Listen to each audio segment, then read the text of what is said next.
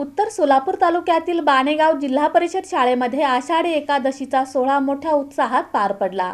विठुरायाच्या गजरानं सारं वातावरण भारावून गेलं। उत्तर सोलापूर तालुक्यातील बाणेगाव येथील जिल्हा परिषद प्राथमिक शाळेची आषाढी एकादशीच्या निमित्तानं दरवर्षीप्रमाणे यंदाही दिंडी पालखी सोहळा अत्यंत उत्साहात पार पडला। यावेळी संपूर्ण गावात भक्तिमय वातावरण तयार झालं होतं।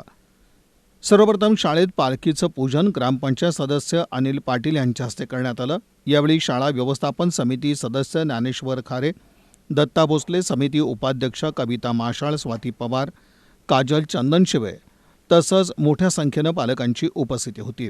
यानंतर पालखी पुढे गावात मार्गस्थ झाली। या दिंडीमध्ये विद्यार्थ्यांनी विशेष पोशाख परिधान केला होता।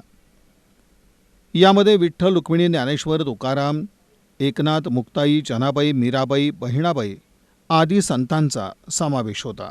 ज्ञानोबा तुकारामाच्या गजरानं यावेळी परिसर दुमदुमून गेला। दरम्यान गावामध्ये 3 ठिकाणी गोल रिंगण सोहळा देखील पार पडला।